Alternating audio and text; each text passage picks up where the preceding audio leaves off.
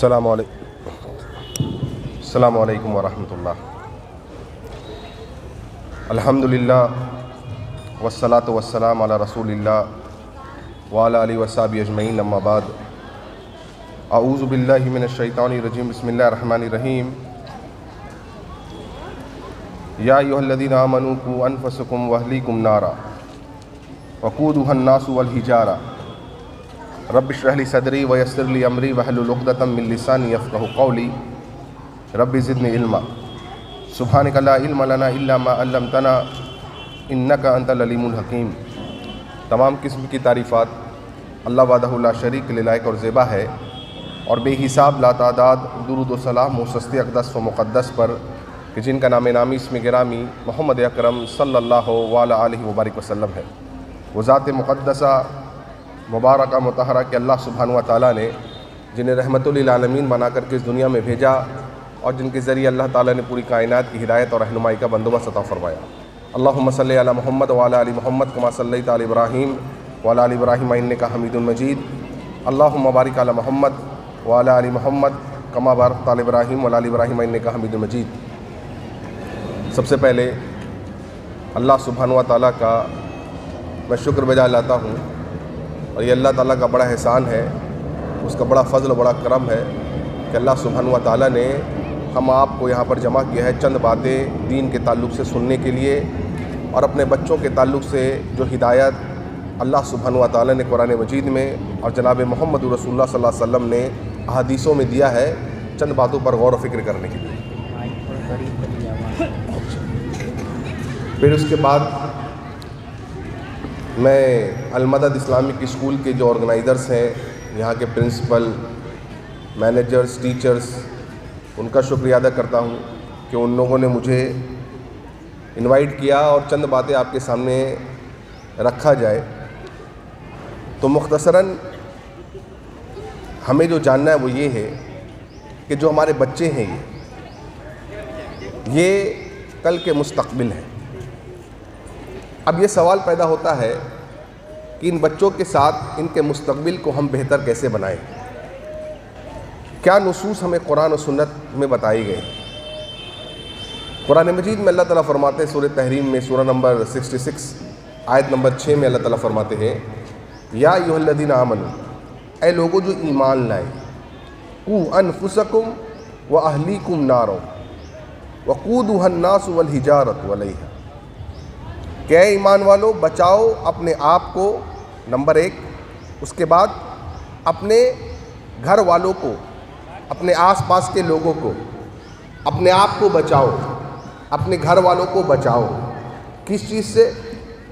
جہنم کی آگ سے، جس کے بارے میں اللہ نے فرمایا کہ اس کا ایندھن تم خود ہوگے اور پتھر ہوں گے، یعنی انسان اور پتھر ہوں گے۔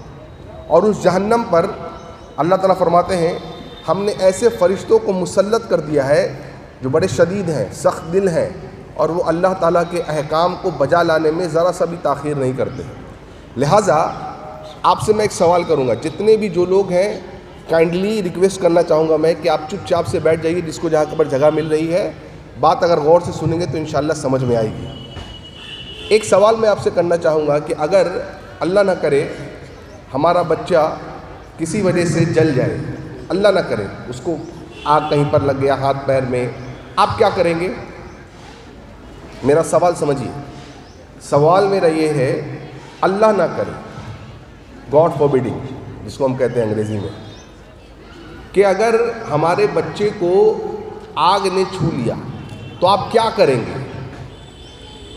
آپ فوراً اس کو فرسٹ ایڈ ٹریٹمنٹ دیں گے، آپ برنول لگائیں گے وغیرہ وغیرہ، اس کو ڈاکٹر کے پاس لے کر کے جائیں گے۔ کیوں؟ آپ کا بچہ تھا جو غلطی سے اس کو آگ نے چھو لیا، آپ کو بہت تکلیف ہوگی۔ کیوں؟ کیونکہ بچے کو تکلیف ہو رہی ہے، یعنی بچے کو جب تکلیف ہوتی ہے تو باپ ماں کو بہت تکلیف ہوتی ہے، بڑوں کو بہت تکلیف ہوتی ہے۔ دنیا کی معمولی آگ کو اگر بچہ ٹچ کر جائے تو انسان ماں باپ اتنا پریشان ہو جاتا ہے۔ اب سوچئے اس آگ کے بارے میں جس کے تعلق سے نبی کریم صلی اللہ علیہ وسلم نے ہمیں فرمایا، حدیثوں میں ملا کہ وہ آگ دنیا کی آگ سے 69 ٹائم زیادہ ہے، تو اس دنیا کی آگ کے لیے آپ نے اتنی فکر کی ہے، اس کو فرسٹ ایڈ دیا، ڈاکٹر کے پاس لے گئے، برنول لگایا، پتہ نہیں اور کیا کیا آپ نے کیا، اور آپ نے ہر ممکن کوشش کی کہ آپ کا بچہ آگ کی طرف نہیں جائے. کہیں پر آگ ہے، گیس ہے وغیرہ ہے تو آپ بچوں کو دور رکھتے ہیں. تو میرا سوال یہ ہے، پھر میں نے اور آپ نے وہ جہنم کی آگ سے اپنے بچوں کو تیار کرنے کے لیے کیا بچایا ہے؟ جہنم کی آگ سے بچانے کے لیے ہم نے اپنے بچوں کو کیسے تیار کیا ہے؟ اس دن کوئی آپ کو فرسٹ ایڈ نہیں ملے گا، اس دن کوئی ہیلپ نہیں ملے گا، اس دن کوئی باپ کوئی ماں اپنے بچے کو بچانا نہیں چاہے گا. کیوں؟ ہر کو اپنی فکر لگی ہوگی. تو آج ایک معمولی سی دنیا کی آگ کے لیے ہم نے اور آپ نے اتنے انتظامات کیے ہیں، پھر آخرت کی آگ کے لیے کیا انتظام ہے؟ یہ سوال نمبر 1 ہے. سوچیے ذرا اس کو. اللہ کے رسول فرماتے ہیں صلی اللہ علیہ وسلم، ہر بچہ دین فطرت پہ پیدا ہوتا ہے. دین فطرت سے مراد توحید پر پیدا ہوتا ہے، یعنی ایک اللہ کو ماننے والا. دنیا میں جو بھی بچہ پیدا ہوتا ہے جس دھرم کا ہو، لیکن پیدا ہوتا ہے وہ دین فطرت پر. اب نبی کریم صلی اللہ علیہ وسلم فرماتے ہیں کہ جس طریقے سے جب وہ دھیرے دھیرے بڑھتا جاتا ہے، اپنے ماں باپ کو جس طریقے سے وہ عبادت کرتے ہوئے دیکھتا ہے، تو کوئی بچہ اپنے ماں باپ کو آگ کی پوجا پرستش کرتے دیکھتا ہے، کوئی مورتیوں کی پوجا پرستش کرتے دیکھتا ہے، تو بچہ بھی ویسا ہی بن جاتا ہے. اس سے پتہ کیا چلا کہ ماں باپ کا کتنا اہم رول ہے، کتنا اہم کردار ہے بچے کی تربیت میں. کیونکہ خود نبی صلی اللہ علیہ وسلم فرما رہے ہیں کہ ہر بچہ فطرت پر پیدا ہوتا ہے اور فطرت بدل جاتی ہے. کیسے؟ جیسے وہ اپنے ماں باپ کو عمل کرتے ہوئے دیکھتا ہے. اسی لیے آپ دیکھیں گے اگر آپ کا چھوٹا بچہ ہے، 1.5 سال 2 سال 2.5 سال کا بچہ ہے، آپ اگر گھر میں نماز پڑھ رہے ہوں گے تو آپ دیکھیں گے آپ کا بچہ بھی بغل میں آ کر کے نماز پڑھنے لگتا ہے ساتھ میں. کیوں؟ آپ نے اس کو بتایا نہیں ہے، آپ نے اس کو سمجھایا نہیں ہے، لیکن پتہ یہ چلا کہ بچہ دیکھ کے سیکھتا ہے. بچہ بولنے سے نہیں سیکھتا ہے، بچہ جو آپ کے اندر دیکھتا ہے وہ سیکھتا ہے. وہ اس لیے اگر ماں باپ نمازی ہوں گے بچے بھی نمازی ہوں گے. آج وجہ کیا ہے کہ بچے بے نمازی ہیں؟ ماں باپ نمازی نہیں ہیں، ماں باپ نماز نہیں پڑھتے، ماں باپ بچوں کو دین نہیں سکھاتے، لہٰذا بچے بے دین ہو جاتے ہیں. ایک معمولی سا مثال آپ دیکھ لیجئے، بچہ آپ کا بغل میں آ کے نماز پڑھتا، آپ جیسے ہاتھ باندھتے ہیں ویسے ہاتھ باندھتا ہے، آپ جیسے رکوع کرتے ہیں ویسے رکوع کرتا ہے، جیسے سجود کرتے ہیں آپ ویسے بچہ سجدہ بھی کرتا ہے. کیوں؟ بچہ دیکھ کر کے سیکھتا ہے. اس سے ایک نقطہ یہ نکلا کہ گارجینز کو اور ٹیچرز کو اپنے آپ کو ویسا بنانا ہوگا، کیونکہ بچے آپ کو دیکھتے ہیں، بچے مجھ کو اور آپ کو دیکھتے ہیں، وہ ویسا ہی سیکھیں گے. اگر ہم اور آپ جھوٹ بولیں گے، جیسے بچوں میں جھوٹ کی عادت کیسے لگتی ہے مجھے بتائیے آپ، بچے جھوٹ کیوں بولنے لگتے ہیں؟ اس کے 2 وجوہات ہیں. نمبر 1، آپ نے سکھایا ہے اس کو. بچہ خود سے جھوٹ بولنا نہیں سیکھتا، آپ نے سکھایا ہے. آپ بولیں گے میں نے کیسے سکھایا؟ آپ کا کوئی آدمی ملنے آیا، آپ نہیں ملنا چاہتے تھے، آپ نے اپنے بچے کو کیا کہا؟ جاؤ جا کے بول دو ابو گھر پر نہیں ہے. بچہ گیا اور جا کر کے سامنے والے کو کیا بول کے آیا؟ ابو بول رہے ہیں کہ ابو گھر پر نہیں ہے. دیکھ رہے آپ، ابو بول رہے ہیں ابو گھر پر نہیں ہے. سامنے والا بولتا اچھا بیٹا، ابو بول رہے ہیں ابو گھر پہ نہیں ہے. ہاں، یعنی تعلیم جھوٹ کی آپ نے دی ہے. ہم سمجھتے بچہ ہے، بچہ نہیں ہے. وہ ہر چیز بچہ بچپن سے ہی سیکھتا ہے. بچپن میں آپ 2+2 کتنا سکھاتے ہیں اس کو؟ 4. اگر بچہ 2+2 5 بولے گا تو آپ یہ نہیں بولیں گے بچہ ہے سیکھنے دو، نہیں. گویا ماں باپ جو کرتے ہیں بچے ویسے ہی کرتے ہیں. دوسری بات، بچوں کے اندر ایک فیئر ہوتا ہے، ایک ڈر ہوتا ہے. کون سا ڈر؟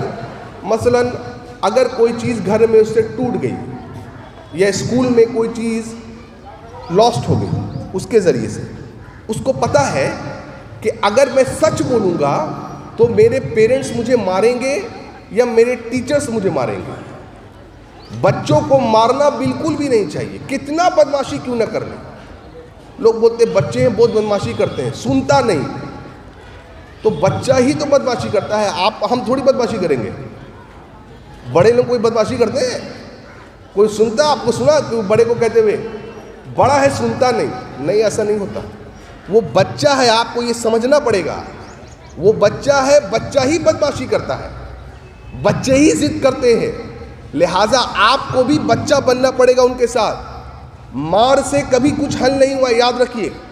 اور اللہ کے نبی صلی اللہ علیہ وسلم نے مارنے کے لیے سخت منع کیا. اللہ کے نبی صلی اللہ علیہ وسلم کی خدمت میں حضرت انس رضی اللہ عنہ کی ماں نے دعا کی، اے اللہ اگر بیٹا ہوگا تو میں نبی کریم صلی اللہ علیہ وسلم کی خدمت میں اس کو دے دوں گی. اللہ نے بیٹا عطا کیا، نام رکھا گیا انس رضی اللہ عنہ. نبی صلی اللہ علیہ وسلم کی تربیت میں رہے. خود حضرت انس کہتے ہیں رضی اللہ عنہ کہ 10 سال میں نبی کریم صلی اللہ علیہ وسلم کے ساتھ رہا، 10 سال. لیکن اس 10 سالوں میں کبھی بھی بعض اوقات گھڑا ٹوٹ جاتا مجھ سے ہاتھ سے چھوٹ کر کے، کبھی بھی مجھے ایسا لگتا کہ اب میرے نبی مجھے ڈانٹیں گے، کبھی بھی نبی صلی اللہ علیہ وسلم نے مجھے ڈانٹا نہیں، مارا نہیں. دیکھ رہے ہیں آپ تربیت دیکھیے. بچوں کو نہ ڈانٹیے نہ ماریے، بلکہ تو کیا کریں گے آپ بولیں گے ایسے ہی چھوڑ دیں، ایسے نہیں چھوڑنا، بلکہ آپ کا پریزنس بچوں کے لیے کافی ہونا چاہیے. یعنی اگر ٹیچر ہے تو وہ کلاس میں اگر آیا تو اس ٹیچر کا وجود اتنا کافی ہونا چاہیے کہ بچہ ادھر سے ادھر ہلے نہیں، بچے پیچھے مڑ کے بات نہیں کرے. آپ کے وجود کو آپ کو ایسا بنانا ہوگا، آپ کو ماں باپ کو بھی ایسا بنانا ہوگا. تو بچے جھوٹ کہاں سے سیکھتا ہے؟ فیئر، اندر سے اس کو ڈر ہے. کیا اگر میں سچ بولوں گا تو میرے والد مجھے ماریں گے؟ نہیں، اس کو سمجھائیے کہ بیٹا جو کچھ ہو، اگر کوئی چیز ٹوٹ گئی، کوئی چیز گم ہو گئی، کوئی چیز آپ نے ادھر سے ادھر کر دی، ڈرنے کی بات نہیں ہے، سچ بولنا ہے. سچ بولنا ہے. جب اس کے اندر یہ دل میں بات بیٹھ جائے گی بچے کے دل میں کہ مجھے کچھ نہیں ہوگا، تو الحمدللہ آپ دیکھیں گے بچے جھوٹ نہیں بولیں گے. لہٰذا ماں باپ کا بہت بڑا رول ہوتا ہے بچوں کی تربیت میں، ان کے مستقبل کو بنانے میں. اب آپ دیکھیے، آپ نے صلاح الدین ایوبی کا نام سنا ہے؟ کتنے لوگوں نے نام سنا صلاح الدین ایوبی کا؟ صلاح الدین ایوبی کا نام سنا آپ نے؟ صلاح الدین ایوبی رحمہ اللہ وہ آدمی ہے جنہوں نے بیت المقدس کو فتح کیا. فلسطین سے یہودیوں کے قبضے میں تھا بیت المقدس. کیسے فتح کیا پتہ ہے آپ کو؟ صلاح الدین ایوبی کے والد کا نام تھا نجم الدین. نجم الدین صاحب شادی نہیں کر رہے تھے، عمر بڑھتی چلی جا رہی ہے، شادی نہیں کر رہے. تو نجم الدین صاحب کے والد نے، ان کے استاد نے پوچھا آپ شادی کیوں نہیں کر رہے، عمر بھی اتنی چلی جا رہی ہے؟ تو نجم الدین صاحب نے کیا کہا پتہ ہے؟ دیکھیں تمام مردوں عورتوں کے لیے بڑی عبرتناک واقعہ ہے یہ. کیا کہا نجم الدین صاحب نے؟ انہوں نے کہا استاد جی میں ایک ایسی عورت کو تلاش کر رہا ہوں نکاح کے لیے کہ جب میں اس سے نکاح کروں تو اس سے جو مجھے اولاد ہو، اللہ تعالیٰ جب مجھے اولاد دے تو وہ ایسی اولاد ہو جو بیت المقدس کو یہودیوں کے شکنجے سے چھڑا دے. بتائیے ہم میں آپ میں کتنا ایسا جذبہ ہے؟ تنکح المرأۃ لاربعین، اللہ کے رسول فرما رہے صلی اللہ علیہ وسلم جب نکاح کرو تو عورت میں 4 چیز دیکھو. کیا دیکھا جاتا ہے؟ لمالہا، اس کا مال، ولحسابہا، اس کا حسب و نسب، وجمالہا، اس کی خوبصورتی، ولدینہا، اور اس کی دینداری. آپ نے فرمایا فاصبر بذات الدین تربت یداک. اے لوگو، عورت میں ان 4 چیزوں میں دینداری کو پریفرنس دو، دیندار عورت کو چنو، کیونکہ اگر دیندار عورت تم نے نہیں چنا تو تم ہلاک و برباد ہو جاؤ گے. دیکھیے صلاح الدین ایوبی کے والد صاحب کیا کہہ رہے ہیں؟ کہہ رہے ہیں ایسی عورت ڈھونڈ رہا ہوں جس سے میرا نکاح ہو تو بیت المقدس کو فتح کرے یہودیوں سے. مل نہیں رہی ایسی عورت. اسی شہر میں ایک ایسی عورت بھی تھی. دیکھیے اللہ تعالیٰ جب انسان کی نیت نیک ہوتی ہے، صاف ہوتی ہے، تو اللہ تعالیٰ کس طریقے سے راستوں کو ہموار کرتا ہے. اسی شہر میں ایک عورت تھی، اس کا بھی نکاح نہیں ہو رہا تھا. ایک مرتبہ استاد نے ان سے بھی ملاقات کی، بھائی آپ کیوں نکاح نہیں کر رہی ہیں؟ عجیب بات ہے، اس عورت نے بھی یہی بات بتلائی. اس نے کیا کہا؟ میں ایسے آدمی کی تلاش میں ہوں کہ جس سے میرا نکاح ہو تو مجھے جب اولاد ہو تو ایسی اولاد ہو جو بیت المقدس کو فتح کر لے. اللہ اکبر. استاد خوش ہو گئے. ایک ایسے آدمی کو تو میں جانتا ہوں، نکاح ہو گیا دونوں کا. کون پیدا ہوئے؟ دیکھیے اللہ نے اولاد بھی دی تو بیٹا دیا. کون پیدا ہوا؟ صلاح الدین ایوبی رحمہ اللہ پیدا ہوئے. اور اللہ کی قدرت کو دیکھیے. ماں باپ کی ایک چاہت تھی. کیا چاہت تھی؟ بیٹا ہو تو ایسا ہو، اولاد ہو تو ایسا ہو. اللہ اکبر، صلاح الدین ایوبی رحمہ اللہ بڑے ہوئے اور بڑے ہو کر کے بیت المقدس کو انہوں نے فتح کیا. اللہ دیکھ رہے آپ. تو ماں باپ کو ویسا بننا پڑے گا، ٹیچرز کو ویسا بننا پڑے گا. اور میں آپ کو بات بتاؤں، آپ نے امام کعبہ کا نام سنا ہے؟ شیخ سدیس کا نام سنا آپ نے؟ حرم میں امامت کرتے ہیں مکہ میں. نام سنے آپ شیخ سدیس کا؟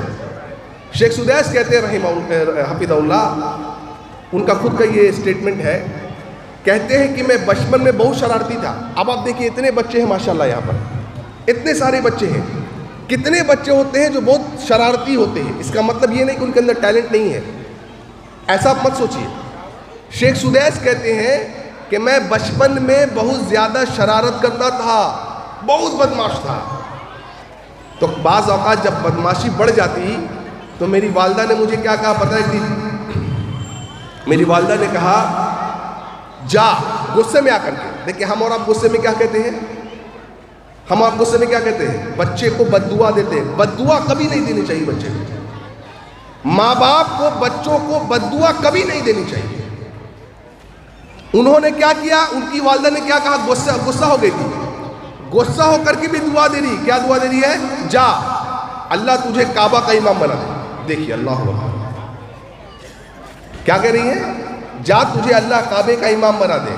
شیخ سدیس کہتے ہیں میری ماں کی غصے میں دی ہوئی یہ دعا، بد دعا نہیں، دعا لگ گئی. اللہ اکبر. آج شیخ سدیس حفظہ اللہ خانہ کعبہ کے نمبر 1 امام ہے. ایک ایسا بچہ جو بچپن میں اتنا شرارتی تھا، بدماش تھا، دیکھ رہے ہیں آپ کیسے اللہ نے اس کو کہاں پہنچا دیا. اس لیے ماں باپ کو کبھی بھی بچوں کو بد دعا نہیں دینی چاہیے. اس لیے اس کے مستقبل کی فکر کریے. نمبر 1، جھوٹ مت سکھائیے. اس کے دل میں یہ بات کو بٹھائیے کہ ہمیشہ بیٹا جب بولنا ہے سچ بولنا ہے. دوسری بات، تربیت اچھی کریے. اب تربیت اچھی آپ کریں گے کیسے؟ اچھے اسکولز کا انتخاب کریے، اسلامک اسکولز کا انتخاب کریے. مسئلہ کیا ہمارے ساتھ ہے، ہم لوگ زیادہ تر جو پیرنٹس ہوتے ہیں وہ مشنریز اسکول میں اپنے بچے کو ڈالنا چاہتے ہیں. کیوں؟ کیونکہ وہ سمجھتے ہیں کہ ان کا معیار بہت اونچا ہے. ٹھیک ہے، ہو سکتا ہے،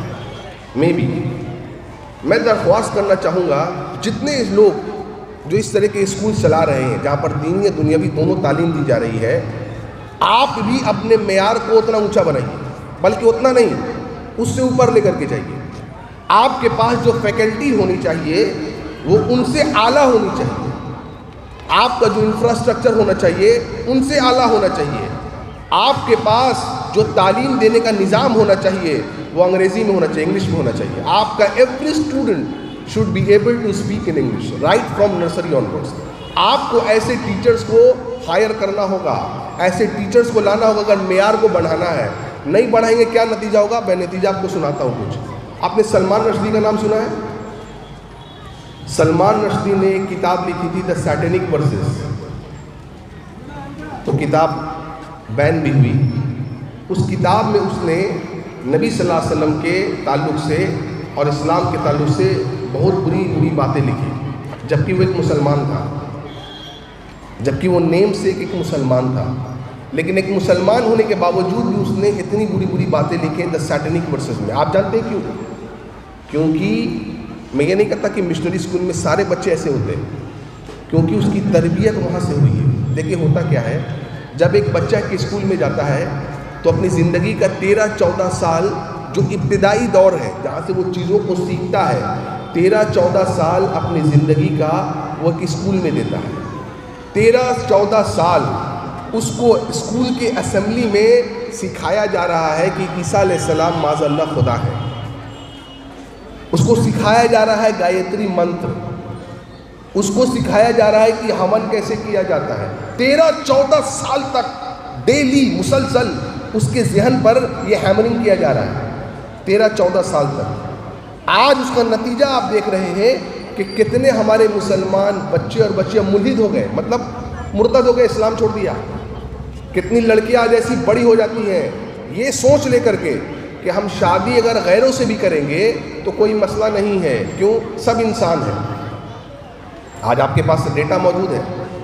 میں آپ کو بتا رہا ہوں پچھلے 10 سال میں انڈیا میں، پچھلے 10 سال میں یاد رکھیے گا میری بہنوں، پچھلے 10 سال میں انڈیا میں 14 लाख 14 लाख لڑکیاں ایسی ہیں جنہوں نے اپنے دین کو، دھرم اسلام کو چھوڑا ہے. 14 لاکھ لڑکیاں. یہ کوئی معمولی ڈیٹا نہیں ہے، یہ وہ ڈیٹا ہے جو رپورٹ ہوا ہے. کتنا ڈیٹا رپورٹ نہیں ہوتا ہے. 14 لاکھ لڑکیوں نے اپنے دین کو چھوڑ کر کے غیروں سے نکاح، غیروں سے شادی کی ہے. یہ شادی اسلام کہتا ہے یہ شادی نہیں ہے، زنا ہے. اس سے جو اولاد ہونے والا ہے وہ ولد الزنا ہے. کیا وجہ ہے؟ تربیت نہیں ہے. سلمان رشدی نے سیٹنک ورسز لکھی. وجہ کیا؟ اتنا زیادہ زہر گھولا جاتا ہے بچوں کے ذہن میں. اب میں بتا رہا ہوں آپ کو، کیلکٹا میں ایک اسکول ہے، نام نہیں لوں گا. وہاں کے اسمبلی میں پتہ کیسے اسمبلی ہوتا ہے؟ مشنری اسکول ہے. اسمبلی میں کہا جاتا ہے کہ بیٹے، سب بچے رہتے ہیں، کہا جاتا ہے، اسمبلی کا رہنے والا کہتا ہے کہ چلو اللہ سے ٹافی مانگو. سارے لوگ آنکھ بند کرو، اللہ تعالیٰ سے ٹافی مانگو. سارے بچے آنکھ بند کرتے ہیں، اللہ تعالیٰ سے کہتے ہیں یا اللہ مجھے ٹافی دے. اب آنکھیں کھولو، بچے آنکھیں کھولتے ہیں، ٹافی ملا نہیں. چلو اب بھگوان سے ٹافی مانگو. سارے بچے آنکھیں بند کرتے ہیں، اے بھگوان مجھے ٹافی دے. ٹافی ملا نہیں. چلو اب عیسیٰ سے جو تمہارا خدا ہے اس سے ٹافی مانگو. آنکھیں بند کرو، بچے آنکھیں بند کرتے ہیں اور وہ دعا مانگتے ہیں کہ اے عیسیٰ جو ہمارے خدا ہے معاذ اللہ، ہمیں چاکلیٹ دے. اور سیٹنگ دیکھیے کتنی خوبصورت ہے کہ جیسے ہی بچے آنکھ کھولتے ہیں ان کے سامنے چاکلیٹ ہوتا ہے. یہ دیکھیے، آپ دیکھ رہے ہیں، جیسے ہی بچے آنکھ کھولتے ہیں ان کے سامنے، آنکھوں کے سامنے چاکلیٹ ہوتا ہے. تو پھر وہ اسمبلی لینے والا پوچھتا ہے کہ بیٹو، بچوں بتاؤ چاکلیٹ کون دیتا ہے؟ اللہ، عیسیٰ علیہ السلام. بچوں کا عقیدہ ایسے بنایا جاتا ہے. کیوں؟ 13-14 سال آپ نے ان کو چھوڑ دیا. مجھے بتائیے اللہ کے رسول صلی اللہ علیہ وسلم نے کیا کہا کہ کوئی آدمی 3 جمعہ لگاتار چھوڑ دے، اس کے دل پر کیا ہوتا ہے؟ مہر لگ جاتا ہے.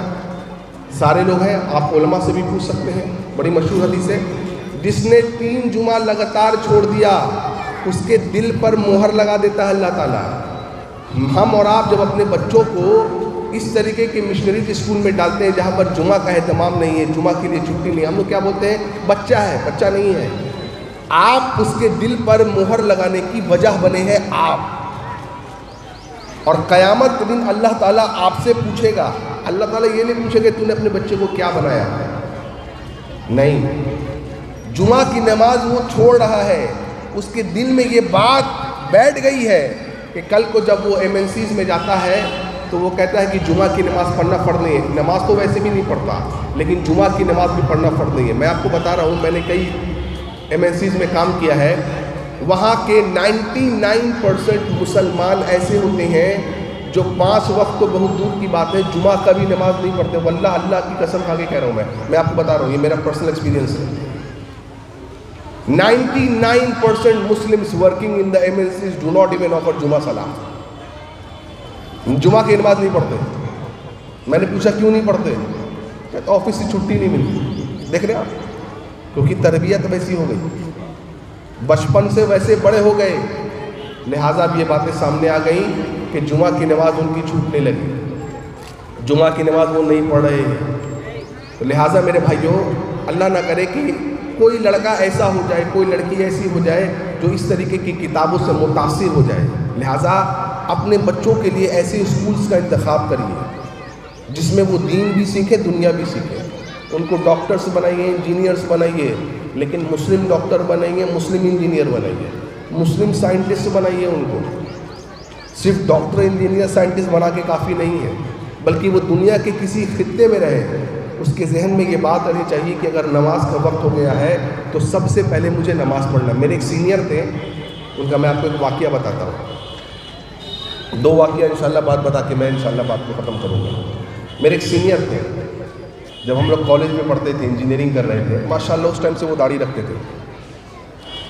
جب ان کو جاب لگی، سوچئے ایک آدمی کی زندگی کا پہلا جاب ہے، نمازی آدمی تھے، ان کو کمپنی والے نے نماز پڑھنے کے لیے الاؤ نہیں تھا کہ آپ نماز نہیں پڑھ سکتے، آپ گھر جا کے پڑھیں گے. انہوں نے کمپنی میں لیٹر ڈالا، پھر بھی نہیں مانے. آپ جانتے ہیں انہوں نے صرف نماز کے لیے، جمعہ تو بہت دور کی بات ہے، نماز کے لیے اپنی جاب کو چھوڑ دیا۔ کئی لوگوں نے کہا کہ جاب کیوں چھوڑ رہے ہو، بہت مشکل سے جاب ملتی ہے۔ جاب چھوڑ دیا، اور اس وقت ان کی سیلری 13,000 تھی۔ کتنی تھی؟ 13,000۔ 2 مہینے تک کوئی جاب نہیں لگا۔ دیکھیے اللہ تعالیٰ سے مار رہا تھا، 2 مہینے تک کوئی جاب نہیں لگا۔ 2 مہینے کے بعد ان کی جاب لگی۔ اللہ کے فضل پر جانتی کتنی سیلری تھی؟ 1,13,000۔ 13,000 سے اٹھا کے اللہ تعالیٰ 1,13,000 پہ لے آیا، with all the facilities کہ آپ کو نماز کے لیے بھی اجازت ملے گی۔ اللہ اکبر، دیکھ رہے ہیں؟ تو آدمی کو ایسا بننا چاہیے۔ اور آخری بات بولتا ہوں کیونکہ بہت سارا کام ہے یہاں پر آپ کے پاس۔ ایسے اسکولس میں تربیت ہوتی ہے بھائیوں۔ میں نے کیا کہا آپ کو؟ بچہ 2+2 بچپن میں سیکھ جاتا ہے، کبھی نہیں بھولتا۔ وہ سورہ فاتحہ بچپن میں یاد کر لیا، زندگی بھر نہیں بھولتا۔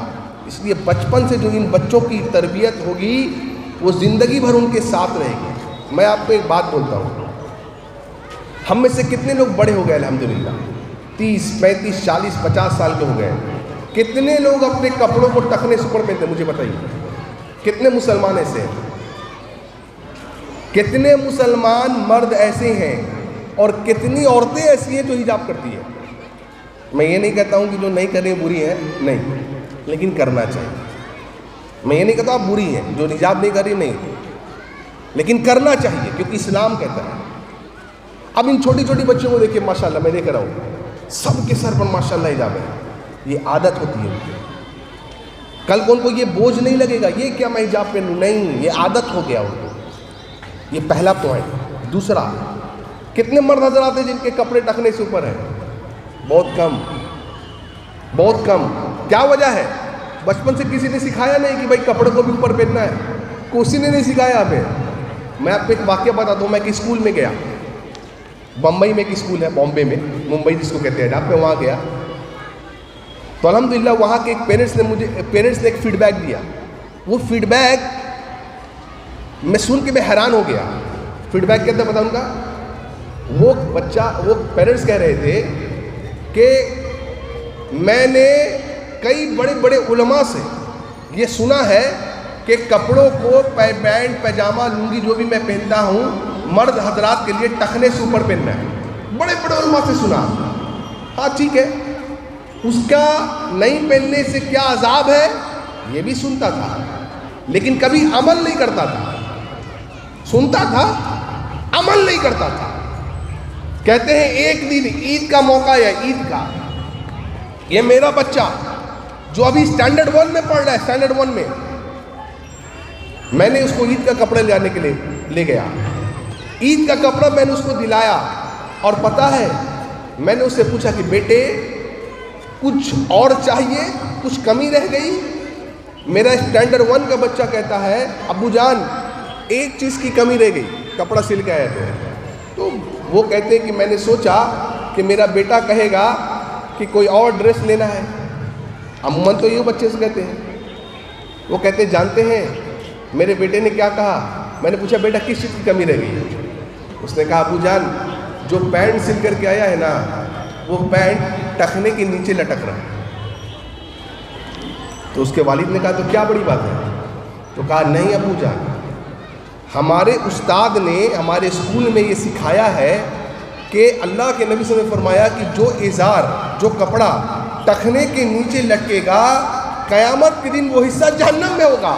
میں نہیں چاہتا کہ میں جب کپڑا پہنوں تو قیامت کے دن میں جہنم میں جاؤں۔ اللہ اکبر، دیکھ رہے آپ، کہتے ہیں اللہ کی قسم اس کی یہ باتیں جب میری کانوں سے ٹکرائی، میرے ایک اسٹینڈرڈ 1 میں پڑھنے والے بچے کی جب باتیں یہ کانوں میں ٹکرائی تو کہتے ہیں کہ اس دن سے میں نے اپنے کپڑے کو، اسی دن سے میں نے اپنے سارے کپڑوں کو کٹوا لیا۔ کہتے ہیں جو کام بڑے بڑے علماء نہیں کر سکے، جو کام بڑے بڑے لوگ جن کی سن کر کے میں نہیں سمجھ سکا، میرے اسٹینڈرڈ 1 کے بچے نے میرے دل کو پگھلا دیا اور اللہ نے مجھے ہدایت دی۔ وہ کہتے ہیں وہ ایک دن تھا اور آج کا ایک دن ہے۔ کیوں؟ تربیت۔